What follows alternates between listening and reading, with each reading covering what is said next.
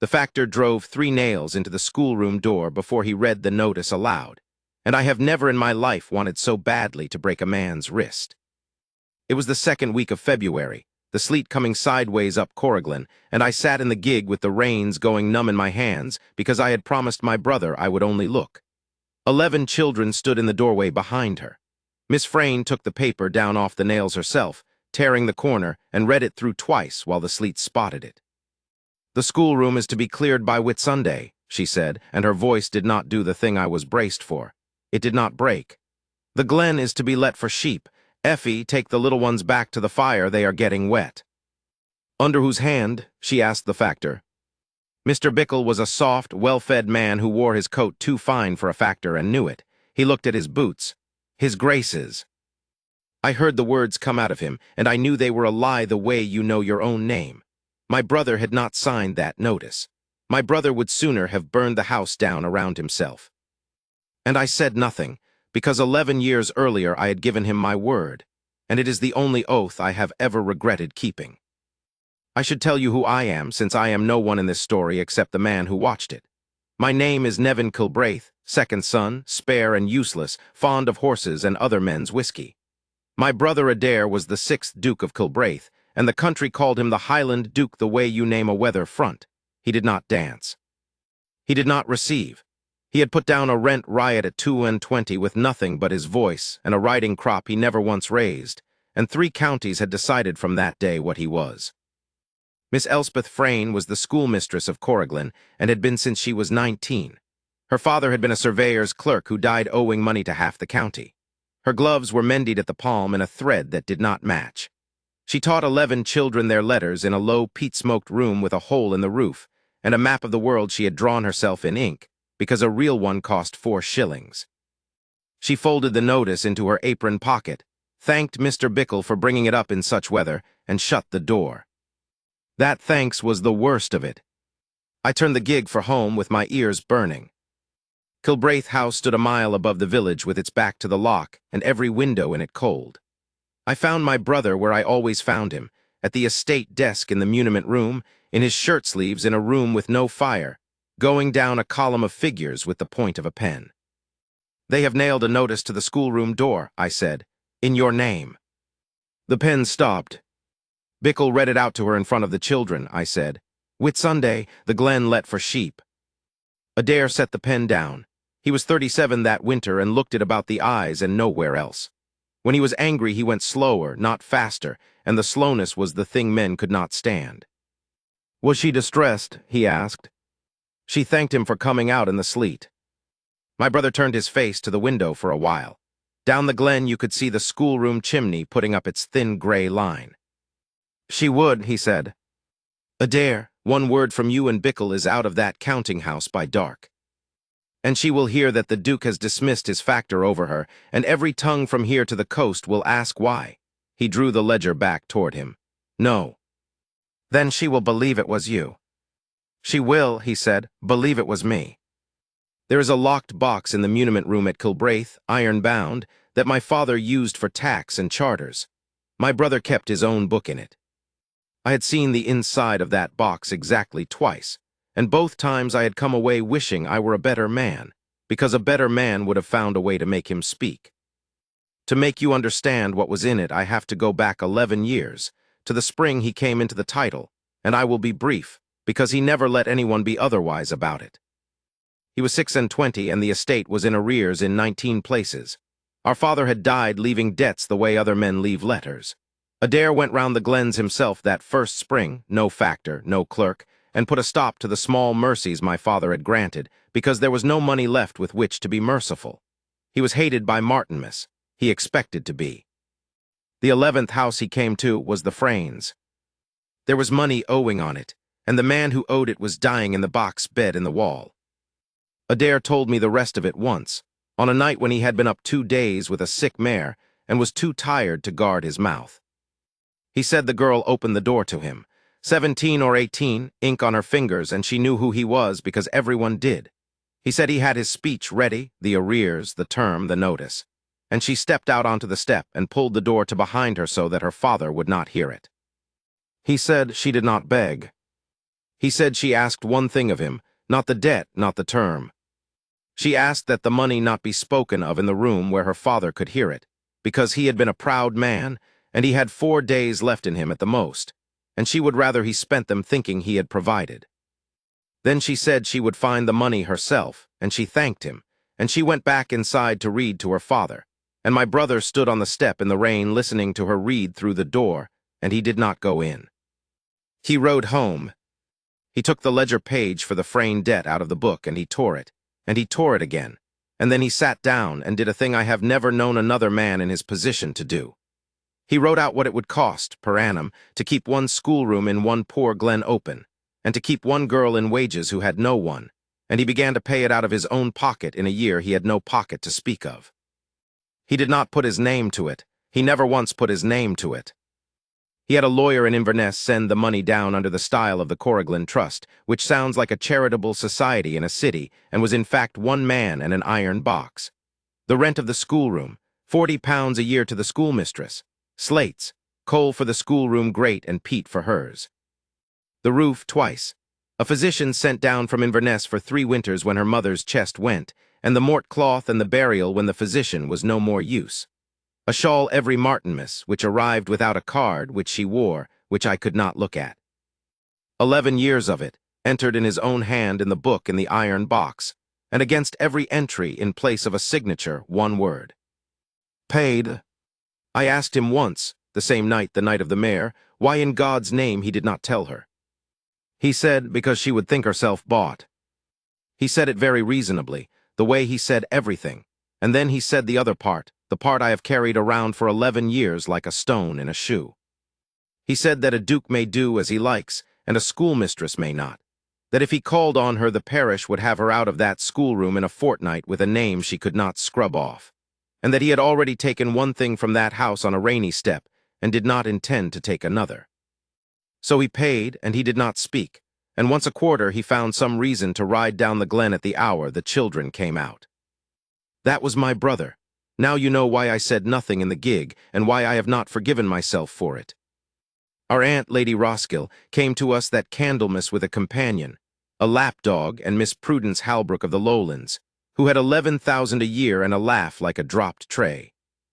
Our aunt had decided that year that Kilbraith wanted a duchess, and having decided it, she pursued it as she pursued everything, which is to say through the household accounts and the dinner table.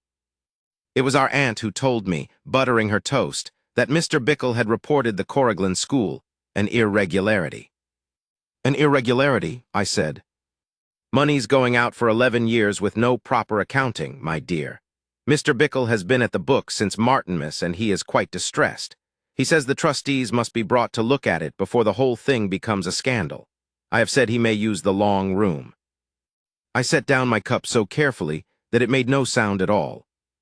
I went to the counting-house that afternoon while Bickle was out at the shieling, and I am not proud of the method, but I am glad of the result. 2/4 of the trust money Martinmas and Candlemas, £92 and some shillings, had been receipted as paid down to the schoolroom and had never gone within a mile of it. The receipts were there, both of them, in a hand that leaned the wrong way. Miss Frayne's name at the bottom of them, and Miss Frayne's name was spelt with an I. The man had been helping himself for a year, and when he heard the trustees were to be brought in, he had done the sum any coward does. Put the missing money on the woman who could least defend herself, close the school, and let the glen go to a sheep farmer who had already offered him a consideration for the introduction. I took the 2 receipts, and I put them in my breast pocket, and I went to find my brother. He was in the stable yard with his coat off in February, and he read them both without any expression whatever. He has forged her hand, Adair said. He has forged her hand, and he has sent for the trustees, and our aunt has given him the long room to do it in, and on Thursday there will be 30 people in this house watching a woman with mended gloves be asked what she did with £92 she never saw. Thursday, my brother said. Adair, tell her, tonight, ride down and tell her the whole of it. He handed me back the receipts. Bring her up tomorrow, he said. On the lease, she may hear it from me that the notice was not mine. That is not the same as telling her. No, he agreed, it is not, and he went into the stable, and that was the end of the conversation for that day. She came the next forenoon on foot, 3 miles up in the snow, because she would not let me send the gig twice. I have watched a great many people come into the hall at Kilbraith. It is a hall designed to do a particular thing to a person, black and white marble, a stag over the stair, cold as the outside of a bell. Miss Frayne came in with snow to her knees, put back her hood, and looked at it the way a woman looks at a room she means to clean. Our aunt came out of the drawing-room with Miss Halbrook, because our aunt could smell an arrival through 2 doors. "This is the parish schoolmistress," she said to Miss Halbrook, in the voice one uses for furniture. "It is," said Miss Frayne. "Good morning, my lady. Your dog is eating the fringe of that chair." I had to turn and study the stag. My brother received her in the muniment room, standing, and I stayed by the door because he did not tell me to go, and because I would not have gone. She took the notice out of her pocket and set it on the desk between them, torn corner and all. "Your factor gave me this in front of my scholars," she said. "I have come to ask you to renew the lease of the schoolroom for 1 year. 1 year, your grace. There is a boy in that room who will read Latin by Michaelmas, and there is nowhere else in the glen to keep him at it." "The notice was not mine," Adair said. She looked at him steadily. "It carried your name. It carried my factor's mistake. Then it is withdrawn. It is withdrawn." She let out a breath, and something went out of her shoulders that she had plainly been holding up the whole 3 miles in the snow. "Thank you." "There is a further matter," my brother said. "On Thursday, the trustees of the Corrigan Fund come to this house. There is money missing from the school's account. You will be asked about it." The color went out of her face and then came back higher. "How much money?" £92. "I have never in my life had £92, she said. "I have had 40 a year, and I have accounted for every shilling of it in a book I keep in the press, and any man may read it who can read." She stopped. She looked at him. "Do you believe I took it?" "No," said Adair. "Then who did?" And there was the moment. I stood by that door, and I willed him with everything I had. "That is the trustee's business," my brother said. I have never wanted so much to strike my own brother. She heard the whole of it in that sentence, and being cleverer than either of us, she heard it wrong. She heard a man who would not name his own factor and who had let a notice go out under his name, and who would sit at the head of a long room on Thursday while she was asked where the money went. "I see," she said quietly. He said, and it came out too quickly for him, "Whatever the trustees determine the school will be provided for, I will see to the sum myself, and to your wages. You need have no anxiety on that head." He should not have said it. I knew it while it was still in the air. She stood very straight. "You will forgive me, your grace," she said. "I have been provided for by strangers all my life. My father died owing this house money, and a society in Inverness has kept a roof over my scholars for 11 years and never once let me thank it, and I have learned to be grateful in the dark, and I am tired of it. I would rather lose the school honestly than be a line in another man's ledger." I watched my brother take that in the chest without a sound. "I did not mean it as charity," he said. "No," she said, "you meant it as kindness, which is worse because one cannot argue with it." She picked up the notice, and her hand was shaking now, and she did not hide it. "Withdraw the notice in writing, sir, and put your name to that at least, so that Mr. Bickle cannot mislay it." He wrote it out at the desk while she stood there. He wrote it in 4 lines and signed it and sanded it and gave it into her hand, and their fingers touched at the edge of the paper for about the length of a heartbeat, and neither of them moved for that heartbeat, and then she folded it away and thanked him and went out through the marble hall in her wet skirts. I followed her as far as the steps. "Miss Frayne, let me send you down at least." "It is downhill, Lord Nevin," she said, "and I am used to it." When I came back, the muniment room was empty. I found him at the end of the corridor at the window that looks down the glen, watching her go along the shore road with the lock flat and gray beside her, one hand flat against the glass. "You are a coward," I said. "Yes," said my brother. "She thinks the school is being taken from her by you and kept alive by strangers, and both halves of that are a lie, and you are the only man alive who can say so." He watched her out of sight round the point. "If I tell her now," he said, "on the eve of the trustees with £92 hanging over her, what is she to think? That the Duke pays her wages, buys her shawls, and now requires to be thanked in a particular way. She has just told me what her whole life has been. Am I to be one more man who provided?" He took his hand off the glass. "She has her lease. Let her keep her good opinion of the society in Inverness. It has cost me nothing to be a society. It has cost you 11 years. It has cost me, he said, nothing I would not spend again, and he went to change for dinner, where our aunt talked for 40 minutes about Miss Halbrook's harp. Thursday came in bright and hard, snow to the window ledges and the lock smoking. 29 people sat in the long room at Kilbraith House. The 4 trustees of the Corrigan Fund, that is, the lawyer from Inverness who administered it, and 3 worthies who had been added for form's sake and had never in 11 years asked who the money came from. The minister. The sheep farmer, Mr. Caudray, in a green coat, sitting where he could see the window. Our aunt at the front with her dog and Miss Halbrook. Half the county besides, because our aunt had made it known there was to be an irregularity, and an irregularity in February is better than a ball. My brother sat at the head of the table in black with the iron box on the floor by his chair, where I do not believe anyone but I noticed it. Miss Frayne came at 11, alone, in her good gray gown that had been turned twice, carrying her school account book under her arm. They gave her a chair in the middle of the floor, facing the whole room, which is a cruelty nobody in that room would have called by its name.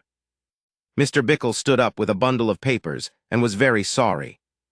He was sorry to bring it forward. He was sorry for the schoolmistress whom he had always found obliging. But he was the factor, and the factor must account, and the books would not lie. £92, 7 shillings, receipted down to the Corrigan School at Martinmas and at Candlemas. And here he laid them out, one and then the other, and the lawyer put on his glasses, the receipts signed. "That is not my hand," said Miss Frayne. "It is your name, ma'am."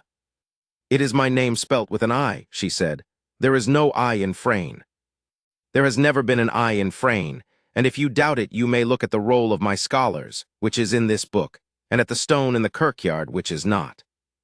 Something went round the room then, a little movement, and Mr. Bickle went on faster. He was sorry to say more.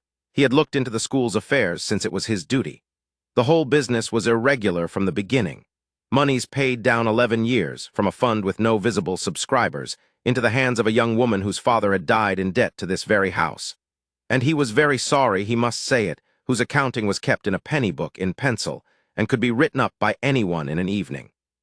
Where the money came from these 11 years, no man in this room can tell you, said Mr. Bickle, warming, spreading his hands.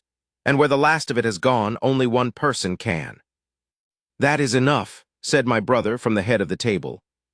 "Your Grace, I only—" "That is enough," Adair said again, and the room went quiet in the particular way rooms went quiet for my brother, and Mr. Bickle sat down without knowing he had done it. Miss Frayne rose from her chair. "May I speak, sir?" "You may." She stood in the middle of that floor with her account book held against her, and she did not look at Bickle once. "I cannot prove I did not take it," she said. "That is the whole of my case, and I would rather say it plainly than dress it. I have no witnesses. Nobody sees a schoolmistress buy Pete's. I have kept my book in pencil because ink is dear, and I would rather spend the difference on slates, and the trustees may read every line of it, and when they have read it they will still only have my word." She turned her head then and looked, not at the trustees, but up the table at my brother. "I have been 11 years grateful to a fund I was never allowed to thank. I have taught what I know to whoever came up that road. If the gentlemen find against me, I will be gone out of the glen by Whitsunday, and they may have the schoolroom for a wool store. But I will not stand here and say I stole £92 so that this may be got over quickly. My father died with his name broken. I have only the one." Nobody said anything at all. Then my brother stood up and lifted the iron box onto the table and unlocked it. "The trustees have a difficulty," he said. "They cannot say where the Corrigan Fund came from. I can, it came from me. I have been in a good many rooms in my life, and I have never heard one make that sound." He took out the book. It was a plain estate ledger with a cracked spine, and he opened it flat on the table and turned it round so that the lawyer from Inverness could read it. And then he began, in a voice with nothing in it whatever, to say what it contained. "Michaelmas the first year, the rent of the schoolroom, £3.10. Wages to the schoolmistress, £10 the quarter, 40 the year, unaltered since. Slates, 8 shillings. Pete's for the schoolroom and Pete's for her house, which is the cottage at the turn, because the schoolroom fire is out by 4 and she works past it." He turned a leaf. "The roof of the schoolroom twice, £9 and then 11 the second time because the wind took the ridge. A map of the world, 4 shillings, refused, returned, and given instead as slates." He turned another. 3 winters, a physician down from Inverness for her mother's chest, 7 guineas the visit and the road paid. The last of those, and then the mort cloth, and the burial, and the stone. A shawl at Martinmas, every Martinmas, 11 of them grey, because she wears grey. Your Grace, the lawyer said faintly, these entries are, forgive me, they are not signed. No, said my brother. There is no name to any of them, only. Paid, Adair said. It is the only word in it that was any of her business. Miss Frayne had not moved. She stood in the middle of that floor with her account book against her chest and her face perfectly white, and I could see her breathing. My brother turned the ledger round to Bickle's 2 receipts, which were still lying there, and set his own book beside them, and did not touch either. The trustees may compare the hand, he said. They may also send to my lawyer for the letter I received at Martinmas, in which my factor advised me that the schoolroom at Corriglin was become an extravagance, and asked leave to let the glen to Mr. Caudray, who is sitting by the window. He may find leave to walk to the door instead. Mr. Caudray found it. They took Bickle out at the other end, and I will not spend words on him. He was a soft man who went softly, and the sheriff had him by Easter, and the £92 came out of the sale of his fine coats and his gig, which I count the only justice that mattered, since it went straight back into the school's account, and bought the roof a ridge that has held ever since. What I want to tell you about is the middle of that floor. Our aunt had begun to say something about the extraordinary generosity of the family. My brother did not appear to hear her. He came down the length of the table to where Miss Frayne stood and stopped further off than a man usually stops, and I understood that too. He did not want her to have to step back. 11 years, she said. Her voice had gone almost to nothing. It was you, all of it. The physician, my mother had a physician from Inverness 3 winters, sir. She thought it was the Kirk. I know what she thought. The shawl. Grey, said my brother. Why did you never say? And my brother, who had faced down a rent riot at 22, who had not raised his voice in that long room, stood in front of a schoolmistress in a twice-turned gown, and had to find the words twice before they came. Because I came to your door once for money, he said, on the worst day of your life, and you stood out on the step in the rain so that your father should not hear me. You did not beg. You asked me for one thing, and it was not for yourself. He stopped. I have had 11 years to think what I might say to you, and what I always came to was this. If I told you, you would think you had been bought, and you would be right to wonder, and you would never be easy in that schoolroom again. So I paid and said nothing, and rode down the glen at 4 o'clock rather more often than the estate required. I saw you, she said, on the shore road every quarter. Yes. I thought you were counting the sheep. There are no sheep on the shore road, said my brother. Somebody laughed and stopped.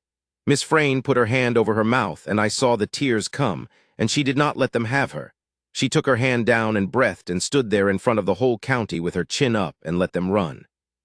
You have let me believe for 11 years that I was kept alive by a society in Inverness, she said. I have.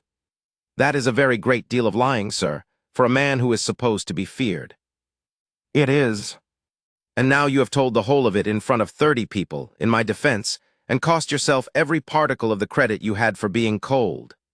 She wiped her face with the heel of her hand, quite plainly, like a woman who has been crying in front of children for years, and is not going to be ashamed of it now. Why now?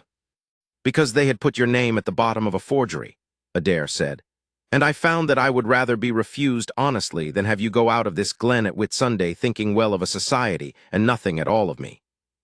The long room was so quiet I could hear the dog breathing. I am not asking you for anything, my brother said. You have your lease, and the school has its money back, and the trustees will trouble you no further. If you wish never to see me again on that road, you have only to say so, and you will not. Miss Frayne looked at him for a long moment. Then she walked past him up to the table, to the ledger lying open with 11 years in it, and not one name. You never signed it, she said. No, not once. 11 years, and you would not put your hand to a single line of it. She turned the pages back and forward slowly, and I watched her find the shawls and the physician and the 4 shillings for the map, and I watched her mouth. Every one of these was a thing you gave me, and you would not let me have the one thing I could have given you back, which was thanks. She looked up. Sign it. Madam. Sign it, your grace, All of it. Put your name to it at the end so that there is one page in the world where a Frayne knows exactly what she owes and to whom." Her hands were shaking on the ledger and her voice was not. "And then, if you please, ask me again, but out loud before all these people, so that nobody in this county may ever say afterwards that it was done in the dark. I have seen my brother pick up a pen 10,000 times. I never saw him do it like that." He signed at the foot of the 11th year, and the room craned to watch a man write his own name. And when he had done, he turned the book round on the table so that it faced her. "Miss Frayne," he said, "I have been the Duke of Kilbraith for 11 years, and I have not asked anyone for anything. I am asking you, marry me." She put her hand out and laid it on the page over his name, the way you hold a place in a book you mean to come back to. "Yes," she said, "but the school stays open, and I am teaching in it Monday because Ranald Muir is doing his Latin by Michaelmas, and I have promised him." "The school stays open," said my brother, "and I shall want a real map." "You shall have a globe." "A map will do," she said, and then she put her forehead down against his coat, and my brother put his hand up over the back of her head, and 30 people looked at the floor, the ceiling, and each other, and our aunt sat down rather suddenly in a chair that was not the one she had chosen. They were married in the kirk at Corrigan in April, which is not a fashionable month, and was not a fashionable kirk, and the county came anyway and stood in the road when the pews gave out. She walked up on the arm of the minister with 11 children behind her carrying nothing at all, because she said she would not have them made into an ornament, and my brother waited at the top and turned round to watch her the whole way, which is not the custom and was, that day, the whole sermon. She was a duchess by Whitsunday and in the schoolroom by the Monday after and remained there 22 years. And if you go up Corrigan now, you will find her name on the lintel, cut small, and the ridge bickle paid for still on the roof. The ledger with the cracked spine is in the library at Kilbraith and not in the box any longer. She would not have it locked up. She put it out on the table where visitors could see it, open at the 11th year at the page with his name at the foot, and when people asked her about it, and they did ask for years because the county never quite got over it, she used to say the same thing, and I heard her say it 100 times, and I never once heard her voice change on it. She would put her finger on the entry for the shawls and say, "He kept me alive for 11 years and would not let me thank him. I have spent the rest of my life catching up." And my brother, who was feared in 3 counties, would go on reading his letters at the other end of the room with the particular look of a man who has heard something he intends to hear again.